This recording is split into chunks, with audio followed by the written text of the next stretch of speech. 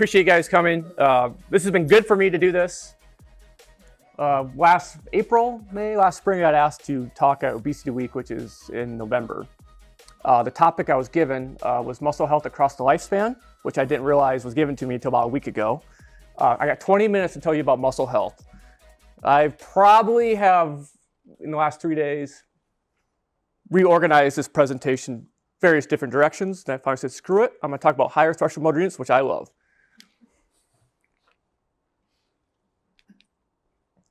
So I think why I'm being asked to go there is how they're incorporating some of my measurements at Children's Mercy and the Med Center, which is really dig into how muscles are used during different types of activities. If they're not used, what could be going bad, ultimately.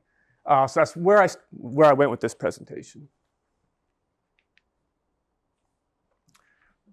You know, the first bullet point is kind of a duh, but rarely do we examine both these together. We need healthy skeletal muscle for movement. Healthy skeletal muscle has better metabolism, glucose metabolism. And there are always, on my projects, looking at the muscle and insulin resistance type question, which we'll get a little bit into today. But rarely are these silos ever collaborating, looking at the role of muscle on movement and then also glucose metabolism. So most of my colleagues have come in and they're on the glucose, insulin sensitivity type stuff on my projects. Something they really struggle with in these clinical settings is the understanding which muscles are most important to health. Letting them know that large limb muscles, that's where most of the glucose goes. Those are the ones we probably should get activated. If they're not being activated and they are atrophying, they're going to have issues with muscle insulin resistance. So variability, I mean, we could give you this, I could hand out this flyer here on the right, or you survey them what muscles are really important, and they'll circle the quads and the leg extensors, but they rarely test them. So a lot of times when I come in for them, I'm doing the strength assessments, neural activation assessments with the quadriceps muscles. And then also, the types of physical activity and exercise matters for what muscles are going to be activated and how much of the muscle is going to be activated.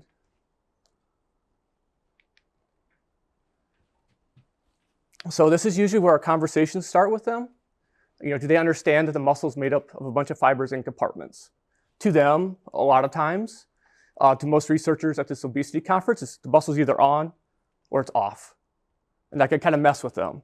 Why their interventions aren't maybe as successful as they think they should be, based on the activities in these interventions. Why are they doing certain exercises but not seeing that change in muscle insulin resistance like they believe they should? A lot of times their thought is muscles on, muscles off. They don't really know the nuances of motor units or how the muscle fibers are activated in the muscle. They don't understand the scheme, or they don't think of the scheme. So the motor unit, the neuron, and the muscle fibers that innervate. So we're probably on 4, 5 projects now at Children's Mercy Med Center where we're measuring motor units for them. We're recording them in inactive youth, older individuals, in like those early stages of dementia, so across the entire lifespan.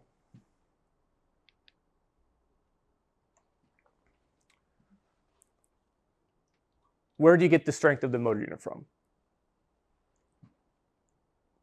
The activation of the fibers matters. Activating the fiber 20 times is different than 1 time. Seems simple. Not always totally understood there. The force output of the fibers. So where's the strength of the motor unit come from? How often it's activated?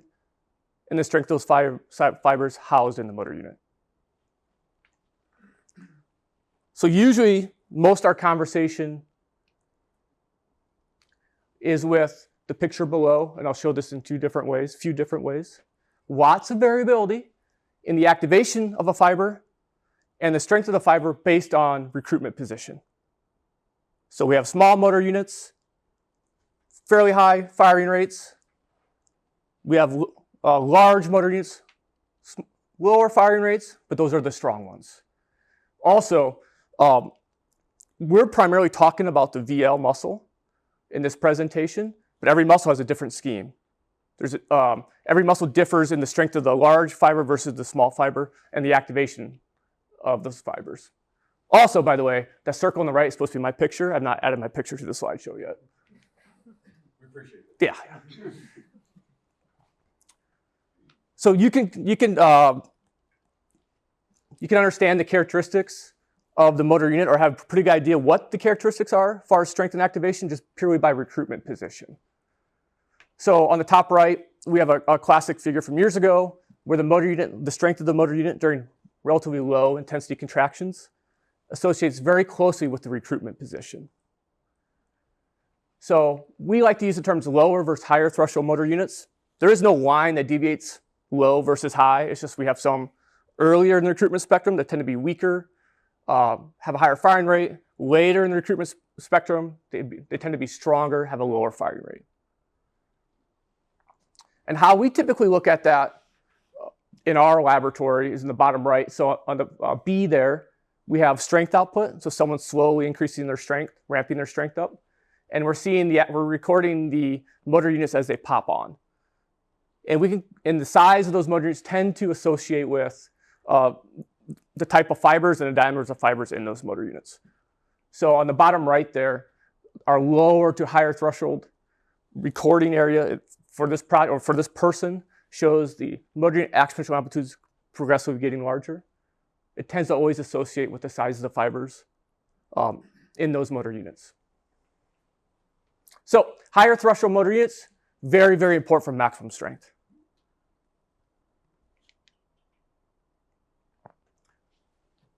So if we start on figure B at the bottom here, that is a recruitment pattern for the vastus lateralis. So all this data is on the VL. So I have a red line at 0.7, 70% of excitation. So think about 0% of strength to 100% of total strength. As we move left to right, we recruit more motor units that are stronger. What is tricky is this scheme differs based on muscle. And even like in the large limb muscle, we always say we can recruit motor units up to 100% of total strength. You can see for the VL, though, the vast majority of motor units are recruited well below 40, 50% of total strength. So it's not linear. It's never linear for any muscle. So with that being said, those motor units that are recruited beyond 0.8 excitation, they're by far much the strongest ones. So your biggest contribution of strength in the VL is from those later recruited motor units, even though the majority of them are recruited well before 50, 60, 70% of total strength. On the left, we now see the activation of those motor units. So the VL has 600 motor units, and we've plotted just a few of them. Actually, Zane was worked on this for me today. You can see from excitation at 0.2, so 20% of your total strength. I don't know what that really means as far as an activity. Walking, jogging, maybe. We can see the vast majority of the motor neuron pool is not on. There's no activation. Those fibers are not being used. We start running, and you can see the operating point of excitation increases. Let's say to 0.7. You see a big chunk of motor units being recruited, and now they're also being activated. And activated means the metabolism in those fibers, or those motor units, are also going. And just have a general understanding that the firing rates, there's a great amount of variability amongst the motor units. The earlier recruited ones, higher firing rates than the later recruited ones. And you can see the increase in firing rates aren't linear either. So a lot of times, a motor unit that's initially recruited at a very, very low force level, it may actually plateau and not increase firing rate to the same extent as maybe a later recruited one, even though the later recruited one's firing rate is lower. So for you guys, and for what I'm going to try to get to at the obesity conference, understanding firing rates means activation of the fibers. Metabolism is happening, along with massive increases in strength with additional activation of new motor units.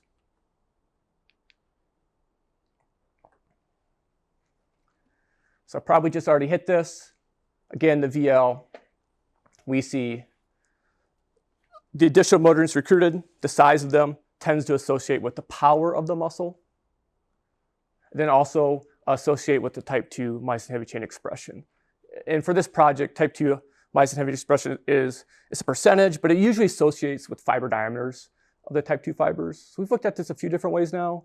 Other labs have done this too, where we continually see that these recruitment patterns and the size of those high threshold motors seem to always associate with fiber typing, and then also muscular power.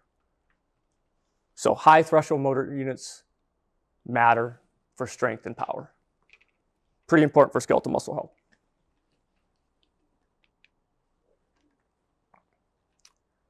So this is me kind of changing what they wanted me to do. I think they're probably interested in me being there because of our youth stuff and how that might translate to adults. It's how they use us at the med center. So also note, anything I mentioned with youth in the next 3 or 4 slides, we typically see happen in adults as well. The deficits are similar. First and foremost, kind of weird. We don't know why this is really. Firing rates for the VL for youth is lower than adults. Now that's for large limb muscles, not necessarily small limb muscles. So firing rates of the hands, so the activation patterns of the hands are fairly similar between adults and children. The forearm, fairly similar. I know those are kind of largest limb muscles, but once we get to the quads, hamstrings, biceps, children do have lower activation. Something, my colleagues in Canada are really working hard on. I'm not sure why that is, to be honest, but it consistently shows up for us. So a child going to an adult through puberty, those fire rates also match adults. They are elevated. So they're getting some strength gains likely from the increase in firing rates from prior to puberty to post-puberty. Fiber typing, or fiber CSA, kind of the same deal. Not a lot of fiber data on youth. Not a lot of biopsies of kids happening.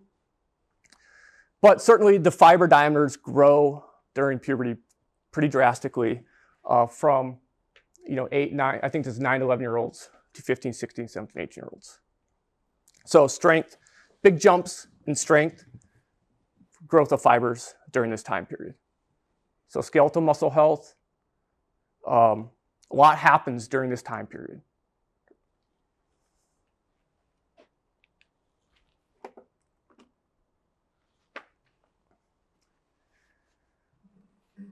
We have consistently seen that physical inactivity, this kind of started with us as looking at overweight, obese children, and has really transitioned to not necessarily the mass of the child, but the activity of the child. On the bottom left, we've seen this in 2, 3 projects now, where the inactive children tend to have elevated firing rates. They have less variability in the firing rates of the motor unit pool that we keep recording. The active children have more of what we would see in an adult, where there's a pretty good amount of variability between the firing rates of the earlier recruited versus the late recruited motor units. You can see on the right, physical activity levels measured with accelerometers over 7 to 10 days associates fairly well with this information, with the motor unit firing rates. We think it's not because they have higher neural activation. Lower threshold motor units fire faster than later recruited higher threshold motor units. When we go to the next couple data sets, we hypothesize the fact that during this type of movement, they're not getting to those higher threshold motor units that would have naturally lower firing rates. So kind of tricky. So you look at this, like, why aren't they stronger? You keep going down, you keep moving on, it's like, well, you kind of come to this conclusion, it's like maybe they're not even activating those large motor units like they should be. Also, physical activity. So first, physical inactivity we think is ultimately lower neural drive to the muscle. They're having a hard time getting to those large fibers. And also something that keeps popping up is they tend to have more lipids in the muscle. More lipids in the muscle between the fibers, outside the fibers, not necessarily inside the fibers. Inside the fibers, they tend to have higher saturation levels. I barely know what that means. They tell me there's likely going to be more inflammation around in that environment with saturation of the fatty acids chains. So on the bottom left here, So what started as normal weight versus overweight obese children also transition into probably not as much about the body mass as is about the activity of the mass. So we have saturation levels inside the fiber associated with physical activity levels, and then the concentrations of lipids outside the fibers associated with physical activity levels. My whole journey at the Med Center really started with the lipids outside the fibers. So something else that keeps popping up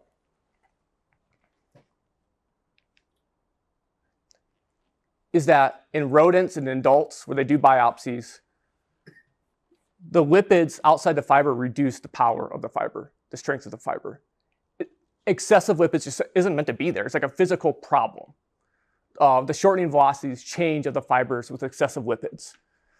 So when we initially went to the Med Center, thinking we could find some collaborations, this is really where we started, noticing that strength and power for overweight kids, which then transitioned to, seems like it's more related to physical activity potentially, is always lower at faster velocities, but not at the slow isometric, slow velocities or no velocity. And then indirectly, this tends to associate with lipids in the muscle. So for this project, unlike some of this other data, this data here on the left, lipid saturation concentrations, and then that physical activity data came from MRI spectroscopy. So we looked at the lipids via spectroscopy at the Med Center. If you see the indirect, that's from ultrasound. So ultrasound does give you this color grayscale that tends to associate with lipids. And if you're curious if that grayscale strongly correlates with the lipid information from spectroscopy, it does. So in this data set, in these youth, the lipid concentrations in the ultrasound associate very strongly with the lipid concentrations we get from spectroscopy.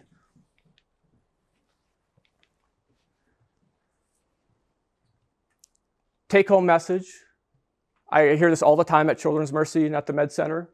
Physical activity levels in a child tends to dictate or associate with lean mass strength of that child in adulthood or early adulthood. The link could potentially be we might have a excitation problem. Children who are inactive might not be getting to those high threshold motor units as often as active kids.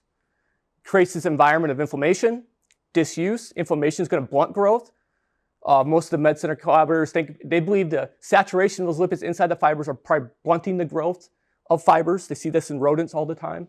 So I think the environment in some of these kids is set up where they're not going to maximize their growth potential in muscle. Other reason why that they have lower muscular power in adulthood. Another reason could be they're losing the ability to activate those higher threshold motor units. Another reason could be they just have a lot of lipids in there that create that mechanical dysfunction. So skeletal muscle health in youth, if we're not moving that excitation operating point all the way to the right, we're never activating those fibers, could be causing big problems later in life. So, through our research, we're around kids fairly often. I promise you, I see kids at Children's Mercy that I don't think ever have gone beyond 0.2 of their total excitation. They've never gone to exhaustion. So that's the story we're trying to tell at the Med Center Children's Mercy, and I believe that's why they want me to speak at Obesity Week. Any questions? What do I do at 10? I got some cleaning up I need to do with the presentation for sure, but you think they'll want to hear that there? I think it's more entertaining to tell it. Yeah, okay. Anything? When you say they never reach beyond like 20% of excitation, does that mean, could you just expand on that? So if you're, like what the protocol, what the test would look like, so they're never able to exert more than 20% of effort, you think, or? Yeah, we don't have tasks assigned with those numbers, ultimately. We do know, walking around is probably less than 10% of excitation, especially the leg extensors. That's the other thing I try to tell them is we don't need the leg extensors to walk around. Most of that is done by the legs of the lower muscle. So it's always a story I tell them too is not every muscle is at the same operation point, even though you think they should be based on the physical activity. But no, we don't have a way to assign those numbers. But But I think there's a lot of kids who have not picked up anything really heavy off the ground, which would lead us to believe they're not even getting close to there. The physical fitness scores at Children's Mercy, they're bad. They're bad. It's pretty clear that they don't go to the far right of their operating point for their large limb muscles of the lower body. Does that help? I probably need to figure out a better way to say that. Yes, Phil? So I know we've talked about this. You're basically using data for your fiber type activation or for morning activation using an isometric traction and kind of extrapolating that to a dynamic traction. Is that kind of right? Yeah, you'll see the dynamic stuff next. But yes, that's true. Yeah, so the isometric muscle actions, we see these associations with fiber typing. Yep. We haven't that project hasn't been done with dynamic. Yeah, I will say this: dynamic movements. So, great question. Most of the simulations or estimates is via isometric.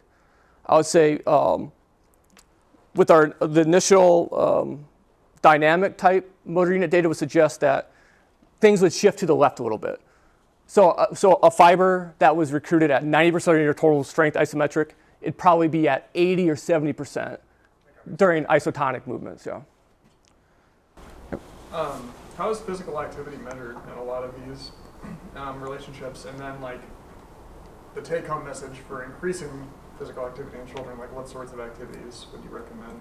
Lift weights. Lifting weights. It's not as Jump. Simple, not as simple as like playing, soccer. No, I think free play would be very helpful. And then if a parent ever asks me, it's just like, just jump high. I think Quincy would probably jump high, run fast. Quincy would probably agree with that. So no soccer then? No, absolutely no soccer. I do not recommend soccer for any kid. What was the other question? Just how physical activity was measured when a lot of these, like, Accelerometers. So these are wrist worn. Okay. So it's like 7 to 10 days, some more. I was actually shocked that some of that data showed up as correlations because it seems kind of rough. I know she sees some of that. It's kind of not the cleanest data that you get because then you're like, well, this person swam for 3 hours. They weren't wearing the watch. So you kind of like estimate maybe, they have formulas for like what that activity would be like if it was recorded on a watch. Does that make sense? So it's not super clean for sure. So I'm trying to make sure I understand the mechanical argument. So is this a friction argument? They call it friction. I don't know if I see it as that. Basically, the fibers can't circle around each other and shorten with all those lipids there. So fibers, when they shorten, they kind of have like this kind of motion, this ringing motion. And they're saying that it's not happening to the same extent or as quickly as it could without. Because the fat tissue is like physically blocking. Yeah, the droplets, the lipid droplets are physically in there blocking. Yeah. That is very consistent in rodent and adult research. It's whether it's biopsy or looking at spectroscopy and leg extension. Rodents, they'll inject some type of, to simulate fat. And in adults, I think they've done that too, actually. They'll inject something to simulate fat, and they lose strength. They lose that strength and power of those fibers. Do they see that in myocardial tissue too? I have no idea. I don't know. And they're also like, what about like fast contraction? So if you did like an isokinetic test at a variety of speeds, then assuming you get the kid to actually maximally contract, which I think is probably not that easy to do, but would the slope be different in lean kids versus fatter kids? So like, the fatter, can I use that term? I don't know. Try not. You've done it twice. He'll edit. Might be able to hold their own better at isometric and slow contraction velocities, but at 300 degrees per second, the gap Yes. would be wider. That's pretty, yes. Okay. So like a lot of the data, it's not super clean either because just because a kid has more lipid droplets doesn't mean they're less active. If they're very active and have those droplets, it might be a different story. But yeah, so isometrically, it's always the strength is always kind of similar. It's when you start increasing those larger velocities, you see the drop off. And that's true with like, Eric Ryan and the firefighters and stuff. That's basically what they see all the time. Oh, so you see that in adults too? Yes, yep. Okay. So isometrically, there's not a huge difference in strength. But as you try to, as the task gets faster, they start dropping off. Just echo Lieutenant's questions. So based on this research result, is there a different suggestion for physical activity for 10 years old kids and 50 years old men? Is there difference For to recommend different physical activity? for recommendations? Susan's probably better at this than I am. I don't think there's different recommendations probably. I'll rip the Band-Aid off. I mean, if you see our sports performance programming in Quincy's, we treat 8-year-olds like D1 athletes, and they handle it just fine. So I think the other part of this I would say too is like, well, okay, this is happening as a child. Can it be reversed? Yes. But it's going to take very strong interventions, right? It's going to take a lot of effort to kind of get out of that and get back to really healthy skeletal muscle. It's just going to be harder. So. Has there been any differences in like gender that you've seen, like the impact of gender or racial, or just like has there been any breakdown or differences that you've seen, or is it just kind of straight across the board? For the youth, straight across the board, I don't think there's anything I've seen different between males and females. Like a lot of the data the motor unit stuff will separate a little bit, as if males do get larger type 2 fibers than the females. So like in young adults, we'll see differences in a lot of these patterns between males if they have larger CSAs versus females who have smaller CSAs. But we've done projects. Hannah Dimmick brought in an entire Quidditch male team. They had the same CSAs as the females, and all this stuff was the same. We didn't see any neuromuscular differences, but their CSAs and strength were pretty much the same in those cohorts of males and females in that project. That's more of a sociology. Yeah. I was wondering about when you were mentioning about position matters. So for the current VL data you were sharing, what is the position the isometric angles wise, and why that is important? Any thoughts on that? I'm not sure what I said about what the position matters, but they're sitting like in a car seat, like at 90 degrees at the waist, knee flexion. So that's how we always test it. Position, what was I talking about? The motor units, it matters in terms of position where they are. Do you have a specific reason why you are picking up 90 degrees? No, I don't. I must have misspoke. That was not my intent. Yeah, I don't know what I was talking about. So you talked about how few kiddos are reaching that 70% benchmark. How often, in a perfect world, how often should they be getting up to that mark? Once a week, twice a week? How could you implement that in elementary PE? Yeah. I mean, I think the truth is we don't know. But they try to get 60 minutes, right, of vigorous activity. That vigorous activity is supposed to be kind of like a marker of getting to the right side of excitation. But I don't know how often you should, what's the minimum? I don't know. I don't think anyone probably knows. So I'm a little out of my depth, so my question might not make sense. But you mentioned that physical inactivity at prepubescence was a predictor of not being able to meet that full potential of their fiber growth. And so I was just curious if there is an opportunity for them through intervention to make up that deficit at a certain point, and at what point is it critical that there's intervention so that they can reach that 80 to 100% excitement window? So the intervention can always improve skeletal muscle function. The question is, first of all, that's epidemiologic research. I'm trying to provide the link of why is it that this tends to happen to these young adults when they're inactive as a kid. So we don't know, if you have this environment prior to puberty, can you just completely reverse it with the intervention? I don't know. But I think the important thing is you can always improve skeletal muscle health, no matter where you're at, baseline-wise. But it's pretty consistent in rodents too. If they they simulate this in rodents. It's hard for them to build that muscle mass back up in rodents. Apparently, muscle, it's hard to increase strength and size of a muscle no matter the age, right? It's pretty hard. It's not easy. It takes a lot of effort. Have these kinds of studies been done in elderly populations? Yeah, so older individuals can increase muscle size if that's what you mean, and strength for sure. Do you see if there is literature out there, do you see like major deficits or drop-offs like the older that we get? And so Yeah, so a lot of what I'm presenting today, it translates to adults too. So sedentary adults will have this stuff happening with even additional probably issues.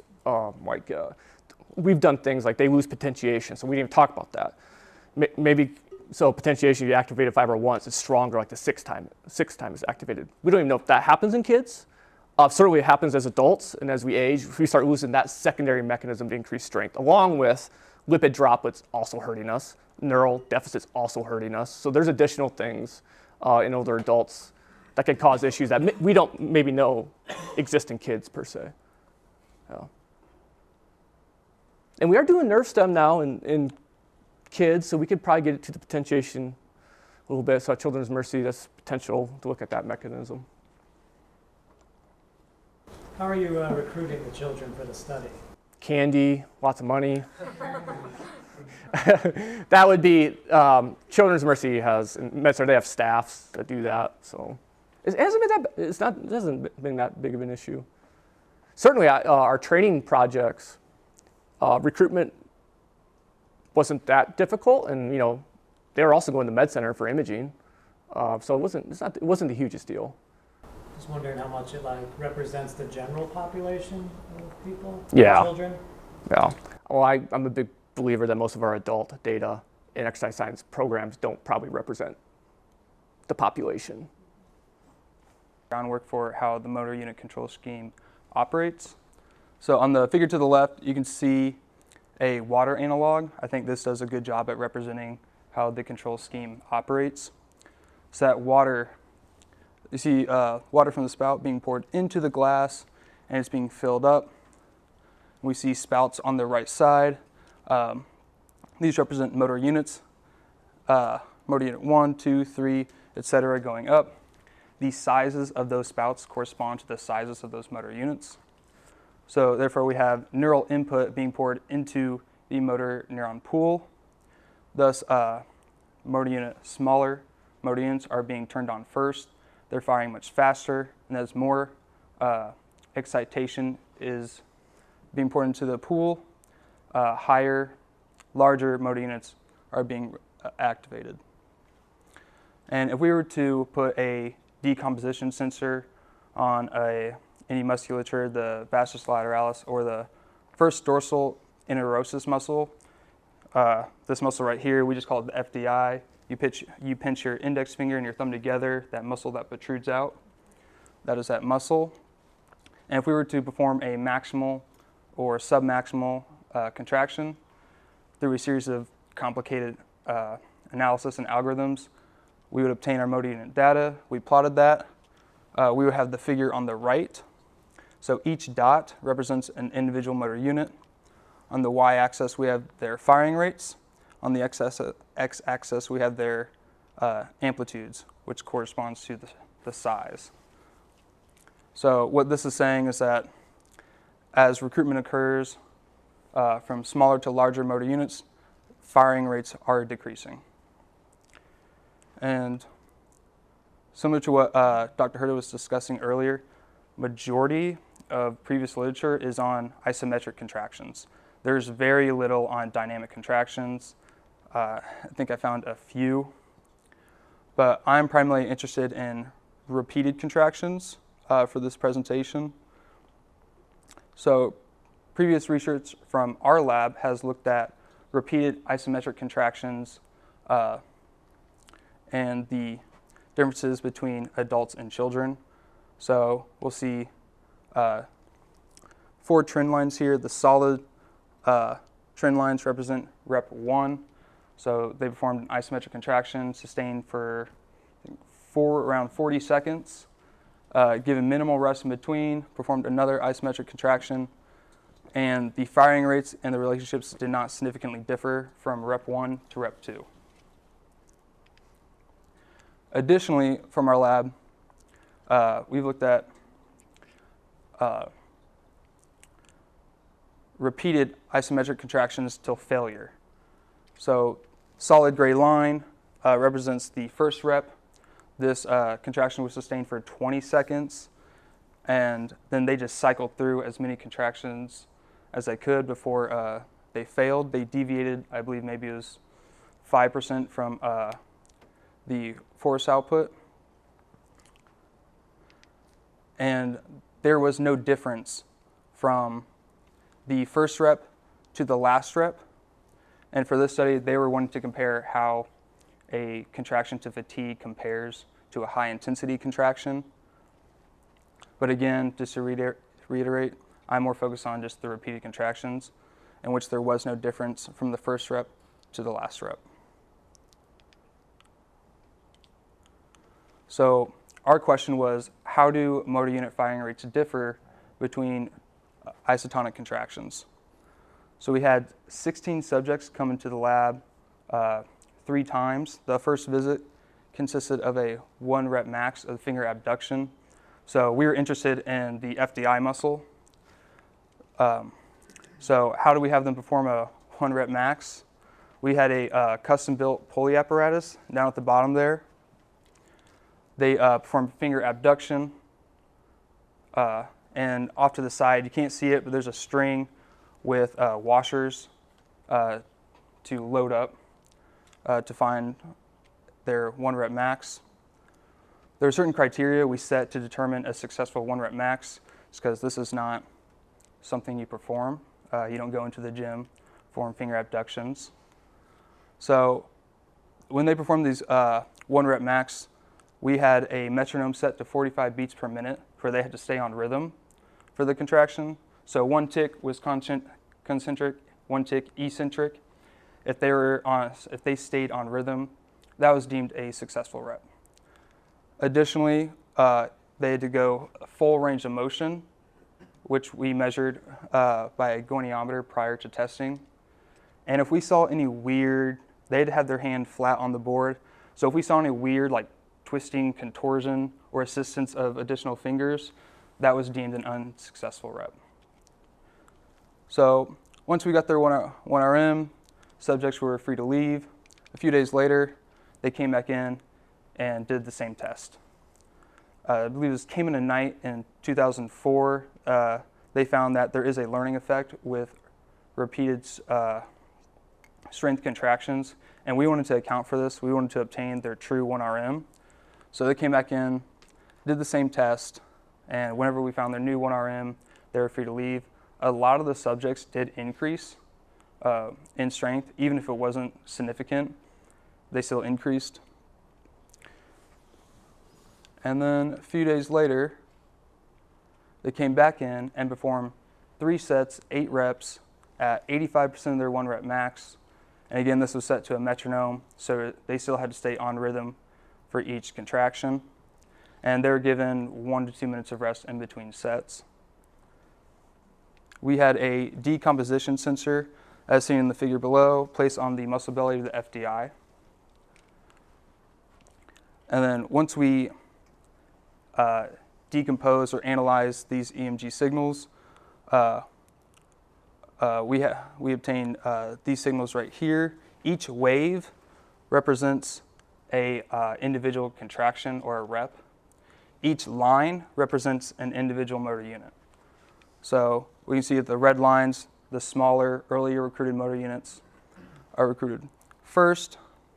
They have higher firing rates, towards the darker and lighter blue lines towards the bottom are recruited much later. These have lower firing rates, but higher amplitudes. So, and then through a linear mixed effect model, we analyzed the motor unit data. This allowed us to account for individual variability. We nested the motor unit data within each subject for each set for each contraction. And what we found is that there are significant differences between each rep in a contraction. So here we have the red trend line, which corresponds to rep 1. Then we have rep 3, the a little tough to see, the green dotted trend line, 6 blue, 8 purple. There's no rhyme or reason why I chose 3, 6, and 8 to compare to rep 1. When I graphed all the reps at once, it looked really chaotic and you weren't able to distinguish which rep was which.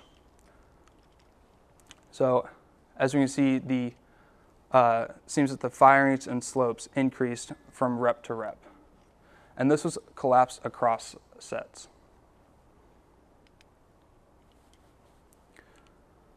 So for the intercepts, the firing rates increased from each rep throughout. And it was found to be significant from rep 3 all the way to rep 8 compared to rep 1 and rep 2. Whereas the slopes followed a similar trend. They increased. They became less negative throughout each repetition. And kind of the same story from rep 4 through 8 was significantly less than rep 1 versus rep 2. And I think even rep 7 was significantly greater than rep 3. And additionally, between sets, there were also differences, but kind of the opposite story here. So again, the red trend line represents set 1, green is set 2, blue is set 3. The firing rates and slopes actually decline from set to set. And for the firing rates, this was significant across all sets. So from set 1 to set 2, from set 1 to set 3, firing rates significantly decreased, as well as set 2 to set 3. And again, this was true for the slopes as well. They became more negative as sets progressed, and this was significant across all sets. So now, what does that even mean? Well, within sets, the firing rates increase from rep to rep. This could indicate that neural excitation or neural input is increasing to the motor neuron pool with each rep. Maybe it's due to motor unit twitch force is decreasing from rep to rep. This is not an action we perform day to day. So perhaps we needed more neural excitation to achieve the force output to complete a given rep. So as between sets, the firing rates overall decreased. So perhaps overall, from set to set, we have an increase in neural excitation to the motor neuron pool. And again, this could be a learning effect. So throughout the training session, the central nervous system is not having to send as many signals or drive to that muscle for it to perform this task. There was a paper by Contessa and researchers in 2016. They found a similar trend, although this was done in isometric contractions as well as done in the vastus lateralis. They performed a similar task as we did in one of our studies earlier on that I had mentioned, that they performed isometric contractions to fatigue. If they deviated by, I think, greater than 5%, that was considered the last rep. So in the earlier contractions, the mean firing rates right here, they actually increase within each contraction. So kind of a similar story to what we found. Within each set, the reps, the firing rates increased over time. But however, from contraction to contraction, the overall firing rates declined. And their recruitment thresholds decreased. So similar to what Dr. Herda was talking about with the operating point, the operating point here is being shifted to the left. So if we follow this blue circle right here, which represents a motor unit, that is recruited at a given level of force, it's decreasing with each contraction. So thus, the actual operating point is shifting to the left, which is why we could see, perhaps, which is why we could have seen that firing rates declined with each set. So in future directions, and again, this has not been really investigated too much, dynamic contractions. In the world of motor unit research, it's primarily done in isometric. I think what we want to do next is compare how adaptations in motor unit firing rates occur from training session to training session. We haven't had the time to sit down and analyze all that yet, or even from the first training session to the last training session, what may be occurring. And this is only done in the FDI, the small muscle. So a next step forward would be to investigate how this occurs in the vastus lateralis or the bicep brachii, it's just other musculature.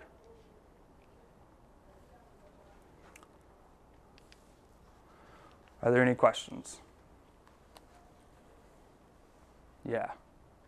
So first, good job. I think Keifer was saying yesterday, this is his first oral presentation, and it's on the rubric. And he was like, how do I be credited? So good job.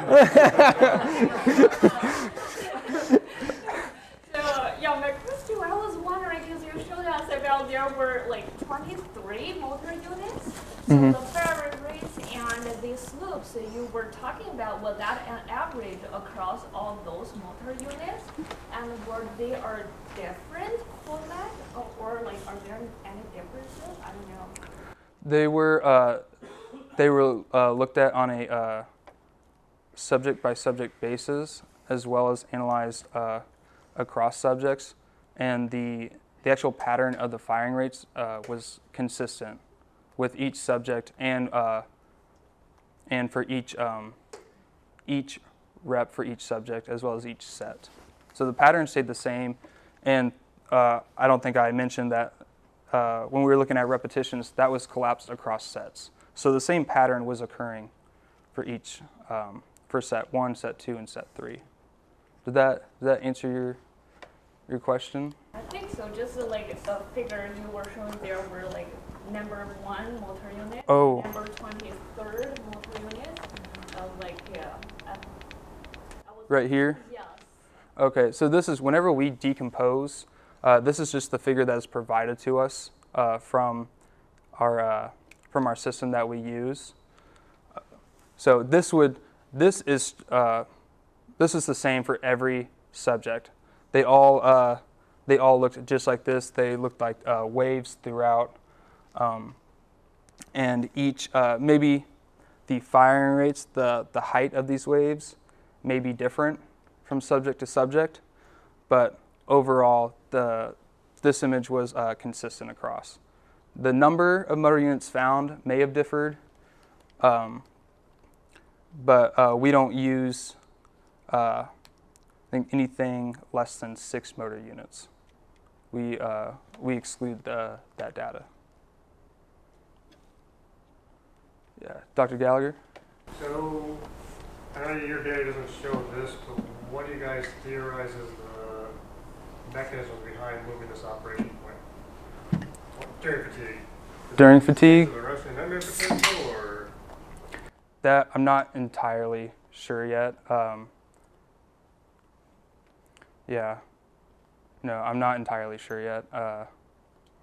It's been a little tough to try to find an underlying mechanism, just because it's in these type of contractions, it's not typically done. I can think of 2 other papers that I've looked at these types of contractions off the top of my head. You could biopsy your FDI. Yeah? I don't think I'll consent to that one.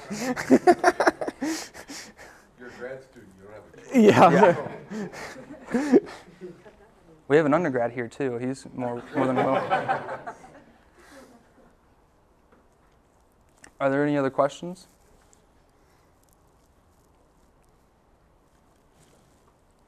Just just speculating. Is there any reason to think if you used a different loading scheme, like reps and load, that you would have a different response if you used a higher or lighter load, more, fewer repetitions, if you would see the same pattern? Do you have any thoughts on that? I believe so. We are going to look at a different way in an upcoming project. We're going to have a different apparatus to keep the hand and forearm more stable, and this will be in a vertical direction. So we'll actually have individuals push up rather than abduct out through the side. So we may actually be able to compare if there are differences in the position at which they're performing these actions. But I feel like it would definitely be harder. They may not be able to lift as much weight in this direction versus out to the side. But we will be able to find it out soon. Just one question for your graduate student. Just wonder, why does this kind of research interest you? Why you have that passion to do this kind of stuff? That's a great question. Great question. Yeah. I don't know. For dynamic contractions, I guess just because it hasn't really been explored in depth, and so there's a lot of questions to be answered, which I like. There's more things to try to figure out rather than just follow something that's just already been done, and trying to get to explore, figure out design ways like how can we actually look at this? How can we view it in this way? Maybe tell him about what your next project is based on this. Okay. All right. All right. So our next project, we're going to look at cross education. So we're going to do almost the same protocol. We're going to look at the FDI muscle. They're performing contractions in this manner. They're going to be performing unilateral training on the right hand, and we're going to see how it affects strength on the left hand. This has been well documented since I think 1894, the effect of cross education and how unilateral resistance training increases strength on the opposing side. And I think this is one of like the most direct evidences of like that strength gains are neural, because there is going to be no increase in muscle size in this hand, but the strength will most likely increase without any direct training. So, and we plan to put just an EMG sensor on the non-dominant hand during training just to see if there is any electrical activity occurring throughout. Yeah.